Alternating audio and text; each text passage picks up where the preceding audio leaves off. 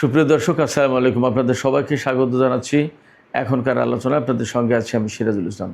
দর্শক, পাকিস্তানের স্বরাষ্ট্রমন্ত্রী সাইয়েদ মহসিন নাকভি তিনি ইরান সফরে গেছেন এবং পাকিস্তানের প্রধানমন্ত্রী ও সেনাপ্রধানের পক্ষ থেকে অত্যন্ত গুরুত্বপূর্ণ বার্তা ইরানের কাছে হস্তান্তর করেছেন।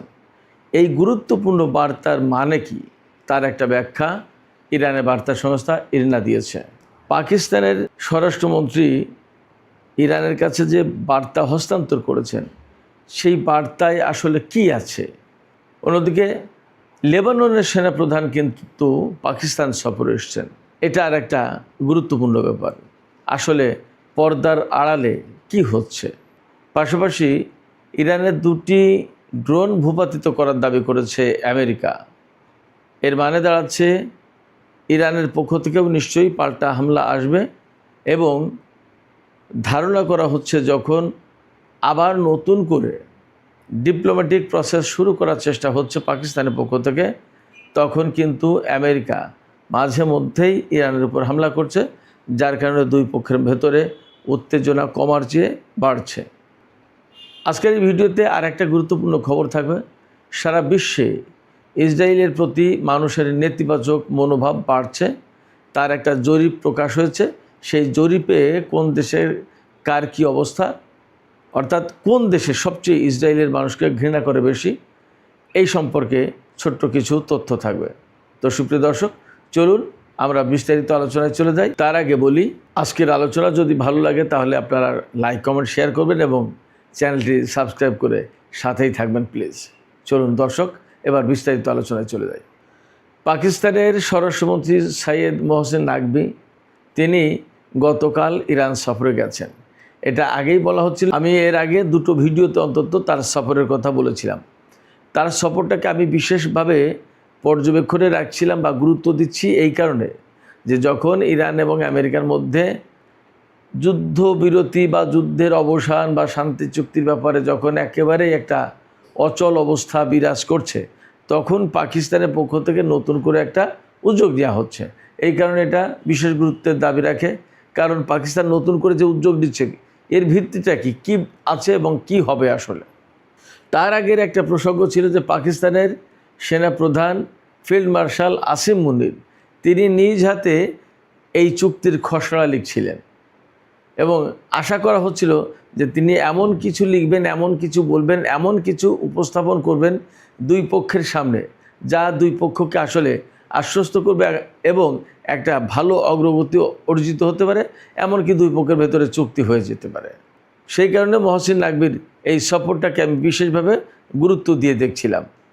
মজার ব্যাপার হচ্ছে, পাকিস্তানের স্বরাষ্ট্রমন্ত্রী ইরানের সফরে গেছে। পাকিস্তানের প্রধানমন্ত্রী শেহবাজ শরীফ এবং সেনাপ্রধান ফিল্ড মার্শাল আসিম মুনিরের পক্ষ থেকে তাদের মেসেজ নিয়ে ইরানে গেছেন।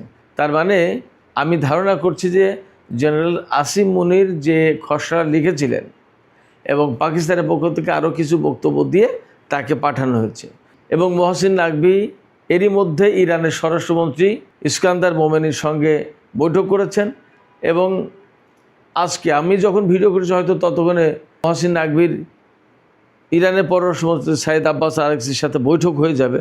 এরপরেও তিনি আরও বৈঠক করবেন ইরানের পার্লামেন্ট স্পিকার বাকের কলিবফ, এমনকি প্রেসিডেন্টের সাথেও বৈঠক করতে পারেন।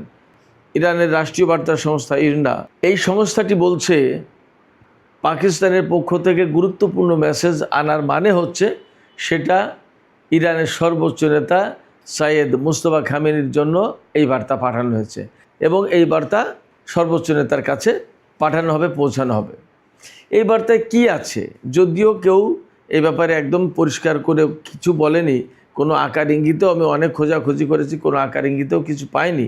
তবে ধারণা করা হচ্ছে যে জায়গায় বিশেষ করে অচল অবস্থা তৈরি হয়েছে, হরমুজ প্রণালী উন্মুক্ত করা, ইরানের আটক থাকা অর্থ ছাড় করা এবং পরমাণু কর্মসূচি প্রসঙ্গ, তার মানে ইরানের পরমাণু কর্মসূচি কতটুকু বিস্তৃত পরিসরে পরিচালিত হবে, তারপরে সমৃদ্ধ ইউরেনিয়াম কী করা হবে, ইরান কোনোদিন পরমাণু অস্ত্র তৈরি করতে পারবে না এইরকম গ্যারান্টি দেবে কিনা, এই সমস্ত বিষয়গুলো যেহেতু একদম আলোচনার কোর পয়েন্ট, এবং এই বিষয়গুলো নিয়েই মূলত অচল অবস্থা তৈরি হয়ে আছে। আমি ধারণা করছি যে এই জায়গায় বিশেষ কিছু প্রস্তাবনা পাকিস্তানের পক্ষ থেকে দেয়া হয়েছে, এবং আজকে সম্ভবত পাকিস্তানের ডন পত্রিকাতে আমি দেখলাম যে আমেরিকা বলেছে তাদের হাতে যে অর্থ আটক রয়েছে ইরানের অর্থ, সেই অর্থের অন্তত $10 বিলিয়ন অর্থাৎ 1000 কোটি ডলার মধ্যপ্রাচ্যের দেশগুলোর কাছে পাঠাতে পারে। মধ্যপ্রাচ্যের দেশগুলো বলতে মধ্যপ্রাচ্যের কোনো কোনো দেশের মাধ্যমে ইরানকে দেওয়ার ব্যবস্থা করতে পারে, সেটা একটা ডেভেলপমেন্ট হতে পারে। তবে ইরান বলছে তাদের $24 বিলিয়ন অর্থাৎ 2400 কোটি ডলার আটক আছে। এর অন্তত অর্ধেক অর্থাৎ $12 বিলিয়ন অবশ্যই চুক্তির আগে দিতে হবে ইরানকে। তাহলে ইরান বুঝবে যে হ্যাঁ, আমেরিকার সাথে আলোচনা হতে পারে এবং আমেরিকা কথা রাখবে। তারপরে চুক্তি হয়ে গেলে যখন চুক্তি বাস্তবায়নের প্রশ্ন, তখন বাকি $12 বিলিয়ন দেবে, এইরকম কিছু কথা আছে। তবে আমি যা বুঝতে পারছি, আজকে আর একটা খবর আছে, গুরুত্বপূর্ণ খবর, সেটা হচ্ছে যে আমেরিকার পক্ষ থেকে এই রকম বক্তব্য নাকি দেওয়া হয়েছে। আমেরিকার অর্থমন্ত্রী বেসেন্ট তিনি বলেছেন যে ইরানের যে অর্থ আটক আছে আমেরিকার হাতে, সেই অর্থ হয়তো পারস্য উপসাগরে যে সমস্ত আরব দেশ ইরানের হামলায় ক্ষতিগ্রস্ত হয়েছে তাদের পুনর্গঠনের জন্য এই অর্থ দেয়া হতে পারে। কিন্তু এখানে খুব গুরুত্বপূর্ণ প্রশ্ন আছে। যুদ্ধ হয়েছে আমেরিকা, ইসরায়েল এবং ইরানের মধ্যে, এবং এই যে পারস্য উপসাগরীয় দেশগুলো, সেই দেশগুলোর সাথে সরাসরি ইরানের যুদ্ধ হয়নি। ইরান ওই সমস্ত দেশের উপর হামলা করেছে রাষ্ট্রীয়ভাবে। কুয়েত, বাহরাইন, কাতার, সংযুক্ত আরব আমিরাত, সৌদি আরব কারোর উপর হামলা করেনি। রাষ্ট্র সৌদি আরব বা রাষ্ট্র কুয়েত এদের উপর হামলা করেনি। হামলা করেছে কুয়েত বা সৌদি আরব বা কাতার বা বাহরাইন, সংযুক্ত আরব আমিরাত, এই সব জায়গায় থাকা মার্কিন ঘাঁটি স্থাপনা এবং স্বার্থের উপরে। সেক্ষেত্রে ওখানে যে সমস্ত ক্ষয়ক্ষতি হয়েছে সেগুলো মূলত আমেরিকার ক্ষয়ক্ষতি হওয়ার কথা, কুয়েত, বাহরাইন, সংযুক্ত আরব আমিরাত, সৌদি আরব, কাতার বা আর কারোর ক্ষয়ক্ষতি হওয়ার কথা না। ফলে এই সমস্ত ঘাঁটি বা এই ক্ষয়ক্ষতি যদি ঠিকঠাক করতে হয় তাহলে সেগুলো অবশ্যই মার্কিন অর্থ দিয়ে করতে হবে, ইরানের অর্থ দিয়ে না। এটা গেলে একটা কথা। আর একটা কথা হচ্ছে যেহেতু এই মুহূর্তে আবার নতুন করে পাকিস্তানের পক্ষ থেকে আলোচনার অচল অবস্থা কাটানোর জন্য বার্তা চালাচালি করা হচ্ছে, উদ্যোগ নেওয়া হয়েছে, পাকিস্তানের স্বরাষ্ট্রমন্ত্রীকে ইরানে পাঠানো হয়েছে, এবং নিশ্চয়ই সেখানে আমেরিকার একটা সিগন্যাল আছে যে ঠিক আছে, ইরানে তোমাদের স্বরাষ্ট্রমন্ত্রীকে পাঠাও, আমাদের পক্ষ থেকে এই বক্তব্য নতুন করে ইরানের কাছে পৌঁছাও। তো সেই রকম একটা সময় যদি আমেরিকায় এই ঘোষণা দেয় যে ইরানের যে অর্থ আটক আছে তাদের হাতে, সেই অর্থ দিয়ে উপসাগরীয় দেশগুলোর যে সমস্ত ক্ষয়ক্ষতি হয়েছে সেগুলো পুনর্গঠন করা হবে, তাহলে আমার তো মনে হয় যে পাকিস্তান যে উদ্যোগ নিয়েছে সেই উদ্যোগ সফল হবে না, এবং সেই উদ্যোগ সফল না হলে অবশ্যই আবারও আমেরিকার কারণেই তা হলো না বলে পরিষ্কার হবে। এদিকে 2-3 দিন আগে প্রেসিডেন্ট ডোনাল্ড ট্রাম্প ফক্স নিউজকে দেওয়া সাক্ষাৎকারে বলেছিলেন যে তিনি ইরানের সর্বোচ্চ নেতার সাথে সাক্ষাৎ করতে পারলে খুব খুশি হবেন। কিন্তু ফ্যাক্ট হচ্ছে কি যে আমেরিকার সাথে যেহেতু ইরানের কোনো ধরনের কূটনৈতিক সম্পর্ক নেই, সেক্ষেত্রে ইরানের পক্ষ থেকে কোনো মার্কিন কর্মকর্তার সাথে ইরানের কোনো কর্মকর্তা ডাইরেক্ট কোনো বৈঠকে বসেন না। ইতিহাস ব্রেক করে গত 12 এপ্রিল পাকিস্তানের রাজধানী ইসলামাবাদে মার্কিন কর্মকর্তাদের সাথে ইরানি কর্মকর্তাদের সরাসরি বৈঠক হয়েছিল একটা বিশেষ প্রেক্ষাপটে, যে একটা চুক্তি হয়ে যায় এইরকম একটা অবস্থার প্রেক্ষাপটে। কিন্তু সেই চুক্তি বেসিক্যালি ইসরায়েলের চাপের মুখে করেনি আমেরিকা, এবং আমেরিকা সরে গেছে। যাই হোক, সেক্ষেত্রে ইরানের সর্বোচ্চ নেতার সাথে ডোনাল্ড ট্রাম্পের বৈঠক আয়োজনের তো কোনো প্রশ্নই আসে না, ইরানের পক্ষ থেকে এটা ভাবাই হবে না। এক, দ্বিতীয় কথা হচ্ছে যেহেতু ইরানের সর্বোচ্চ নেতার বাবাকে অর্থাৎ সাইয়েদ আলী খামেনিকে হত্যা করেছে আমেরিকা, সেক্ষেত্রে আমেরিকার সাথে আলোচনা করার প্রশ্ন ইরানের সামনে বা ইরানের সর্বোচ্চ নেতার সামনে নেই।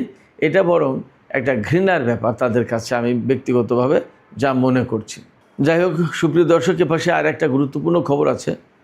লেবানন এবং ইসরায়েলের ভেতরে তো সংঘাত চলছে, যদিও লেবানন এবং ইসরায়েলের দুই প্রতিনিধি দল অর্থাৎ সরকারি প্রতিনিধি দল যুদ্ধবিরতির চুক্তিতে সই করেছে, বাট ইসরায়েল কিন্তু লেবাননে হামলা বন্ধ করেনি।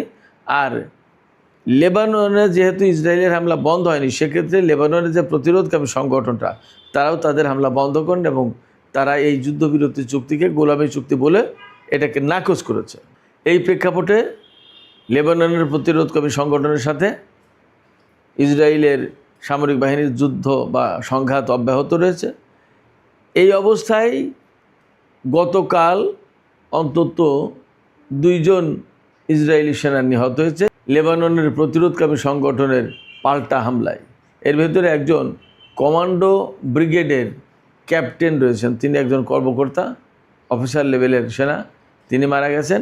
এছাড়া একজন সার্জেন্ট মারা গেছেন লেবাননের প্রতিরোধকামীদের হামলায়। তাতে বলা যায় ইসরায়েল খানিকটা বিপর্যয়ের মুখে পড়েছে। ইসরায়েলের কোনো একজন সেনা মারা যাওয়া বা আটক হওয়া বা আহত হওয়া কিন্তু এটা অনেক বড় ব্যাপার। সেই জায়গায় শনিবারের ভেতরে 2 সেনার মৃত্যুর খবর, এটা কিন্তু ইসরায়েলের জন্য একটা বিপর্যয় বটে। আমরা জানি ইসরায়েল লেবানন যে যুদ্ধবিরতির ব্যাপার, সেই ব্যাপারে ইসরায়েলের প্রেসিডেন্ট তিনি কিন্তু ইরানের বিরুদ্ধে অনেকটা কড়া সমালোচনা করেছেন এবং ইরানকে লেবাননে হস্তক্ষেপ না করার জন্য বলেছেন অনেক কথা। আমি গতকাল 2টো ভিডিওতে এনে কম বেশি কথা বলেছি। আমি আবারও স্মরণ করে দিই, লেবাননের প্রেসিডেন্ট কিন্তু খ্রিস্টান সম্প্রদায় থেকে হন। মজার তথ্য হচ্ছে যে লেবাননের যে সেনাপ্রধান তিনিও কিন্তু খ্রিস্টান সম্প্রদায় থেকে হন, ডেপুটি স্পিকার খ্রিস্টান সম্প্রদায় থেকে, শুধুমাত্র প্রধানমন্ত্রী সুন্নি মুসলিম সম্প্রদায় থেকে, আর পার্লামেন্টের স্পিকার শিয়া মাযহাব থেকে। প্রেসিডেন্ট, ডেপুটি স্পিকার এবং সেনাপ্রধান এই 3 জন কিন্তু খ্রিস্টান সম্প্রদায় থেকে। যা হোক, লেবাননের সেনাপ্রধান রোদলফ হাইকাল তিনি পাকিস্তান সফরে এসেছে। বলা হয়েছে এই প্রশিক্ষণজনিত বিষয় এই সমস্ত নিয়ে পাকিস্তান সফরে গেছেন, কিন্তু একেবারে ঘনিষ্ঠভাবে ধারণা করা হচ্ছে, একেবারে জোরালোভাবে ধারণা করা হচ্ছে তিনি ইসরায়েল লেবানন যুদ্ধবিরতির প্রসঙ্গ এবং ইরান প্রসঙ্গ নিয়ে আলোচনা করবেন পাকিস্তানের সেনাপ্রধানের সাথে। কারণ পাকিস্তানের সেনাপ্রধান ইরান আমেরিকার মধ্যে যে যুদ্ধবিরতির চুক্তি বা আলোচনা হচ্ছে এই ব্যাপারে পাকিস্তানের সেনাপ্রধানের গুরুত্বপূর্ণ ভূমিকা রয়েছে। সেই কারণে লেবাননের সেনাপ্রধান পাকিস্তানের সেনাপ্রধানের সাথে আলোচনা করতে এসেছেন হিজবুল্লাহ, ইসরায়েল, লেবানন এবং ইরান এই 4টা প্রসঙ্গ নিয়ে। অর্থাৎ এখানে যে একটা জটিল প্যাচ আছে, গুরুত্বপূর্ণ কতগুলো ঘটনা আছে, এই বিষয়গুলো নিয়ে তিনি পাকিস্তানের সেনাপ্রধানের সাথে আলোচনা করবেন। দেখা যাক তিনি কি আলোচনা করেন এবং পাকিস্তানের সেনাপ্রধান কি বলেন এবং পরিস্থিতি আসলে কোথায় যায়। তবে এটা ঠিক যে লেবাননের প্রতিরোধকামী সংগঠন একদম সুস্পষ্ট করে বলেছে, লেবানন থেকে সমস্ত ইসরায়েলি সেনা প্রত্যাহার না করা পর্যন্ত তারা যুদ্ধবিরতি মানবে না। ফলে লেবাননের প্রতিরোধকামী সংগঠনের যোদ্ধাদের এই অবস্থান অবশ্যই বিবেচনায় নিতে হবে বলে আমি মনে করি। সুপ্রিয় দর্শক, এখনকার আলোচনার শেষ পর্যায়ে বিশ্বব্যাপী ইসরায়েলের প্রতি যে মানুষের নেতিবাচক দৃষ্টিভঙ্গি বাড়ছে, নেতিবাচক মনোভাব বাড়ছে, এই ব্যাপারে পিউ রিসার্চ সেন্টার আমেরিকার একটা জরিপ করেছে। এই জরিপটা চালানো হয়েছে প্রায় 2 মাসের বেশি সময় ধরে। তো এই জরিপে উঠে এসেছে এক মারাত্মক তথ্য, যে তথ্য শুনলে আপনারা অবাক হতে পারেন। এই জরিপ চালানো হয়েছে মোট 28টি দেশে, তার ভিতরে নাইজেরিয়া, উগান্ডা, ভারত সহ সম্ভবত 5 থেকে 7টি দেশে ইসরায়েলের প্রতি মানুষের নেতিবাচক মনোভাব কম, আর বাদ বাকি সব দেশে অনেক বেশি নেতিবাচক মনোভাব ইসরায়েলিদের প্রতি। এর ভেতরে সবচেয়ে তুরস্কের মানুষের ভেতরে ইসরায়েলের প্রতি নেতিবাচক মনোভাব বেশি, 97%। অর্থাৎ তুরস্কের 100 জনের ভেতরে 97 জন ইসরায়েলের প্রতি নেগেটিভ মনোভাব পোষণ করে। অর্থাৎ তারা ইসরায়েলকে ভালো দেশটা একটা বাজে শক্তি, দখলদার বা উগ্রবাদী বা বর্ণবাদী এই সমস্ত হিসেবে দেখে। তার মানে ইসরায়েলকে ভালো চোখে দেখে না তুরস্কের শতকরা 97% মানুষ। এটা গুরুত্বপূর্ণ একটা ব্যাপার। এরপরে জাপানের কথা চিন্তা করেন, যে দেশের মানুষ একেবারেই চুপচাপ শান্তিপ্রিয়, সেই দেশের 83% মানুষ, 83% মানুষ পছন্দ করে না ইসরায়েলকে। এরপরে স্পেন এবং সুইডেন, ইউরোপের দেশ যেখানে ইহুদিদের ব্যাপারে এত দরদ, সেই জায়গায় স্পেন এবং সুইডেনের শতকরা 78% মানুষ ইসরায়েলকে পছন্দ করে না। হাঙ্গেরিতে, ইউরোপের দেশ হাঙ্গেরিতে ইহুদিদের প্রতি অনেক বেশি সফট কর্নার রয়েছে। হাঙ্গেরি যে সরকার ছিল, কিছুদিন আগে যে ভোট হলো, ভোটে পরাজিত হয়ে হাঙ্গেরির প্রধানমন্ত্রী যিনি পরাজিত হলেন, তার সরকারের আমলে ইসরায়েলের প্রতি, ইসরায়েলের সাথে তাদের ব্যাপক সম্পর্ক ছিল। ইসরায়েলের প্রধানমন্ত্রী সহ যে সেনাপ্রধান এবং সাবেক প্রতিরক্ষা মন্ত্রীর বিরুদ্ধে যে আন্তর্জাতিক অপরাধ আদালত যে গ্রেপ্তারি পরোয়ানা জারি করেছিল, সেই পরোয়ানা বাস্তবায়ন না করার ঘোষণা দিয়েছিলেন এই হাঙ্গেরির প্রধানমন্ত্রী, সাবেক প্রধানমন্ত্রী। সেই দেশ এত সফট ইসরায়েলের প্রতি, তারপরেও সেই দেশের 54% মানুষ, শতকরা 54% মানুষ ইসরায়েলকে অপছন্দ করে, ঘৃণা করে। এমনকি আমেরিকার বেশিরভাগ মানুষ, প্রায় 60% সম্ভবত মানুষ ইসরায়েলকে বা ইহুদিদেরকে পছন্দ করে না। এবং আমেরিকার লিবারাল যে সমস্ত মানুষ, তাদের ভেতরে 83% মানুষ ইসরায়েলকে পছন্দ করে না। আর কনজারভেটিভ যারা, তারা একটু পছন্দ করে, কনজারভেটিভের ভিতরে রিপাবলিকানদের সংখ্যাটা বেশি। তার মানে দাঁড়াচ্ছে কি, বিশ্বব্যাপী ইসরায়েলের অবস্থান দিনকে দিন ভীষণভাবে নেতিবাচক হয়ে যাচ্ছে। ইসরায়েলের প্রতি বিশ্বের মানুষের দরদ ভালোবাসা ব্যাপকভাবে কমে যাচ্ছে, বরং তাদের প্রতি ঘৃণা, বিদ্বেষ এবং নেতিবাচক মনোভাব বাড়ছে। তো সুপ্রিয় দর্শক, আজকের আলোচনা এখানেই শেষ করতে চাই। যাবার আগে আপনাদের কাছে জানতে চাই আপনাদের চিন্তা ভাবনা কি। এই যে পাকিস্তানের স্বরাষ্ট্রমন্ত্রী ইরানে গেলেন এবং গুরুত্বপূর্ণ বার্তা দিলেন, এই যে গুরুত্বপূর্ণ বার্তা দেয়া হলো, তাতে কি আপনাদের কাছে মনে হচ্ছে আসলে আমেরিকা এবং ইরানের মধ্যকার যে অচল অবস্থা, এই অচল অবস্থার অবসান ঘটিয়ে একটা চুক্তি হবে? আপনাদের মতামত কমেন্টে জানাতে পারেন। আর ভিডিও ভালো লাগলে আবারও বলি, লাইক, কমেন্ট, শেয়ার করবেন এবং চ্যানেলটি সাবস্ক্রাইব করে প্লিজ সাথেই থাকুন। সুপ্রিয় দর্শক, আপনাদের সবাইকে অনেক ধন্যবাদ। আল্লাহ হাফেজ।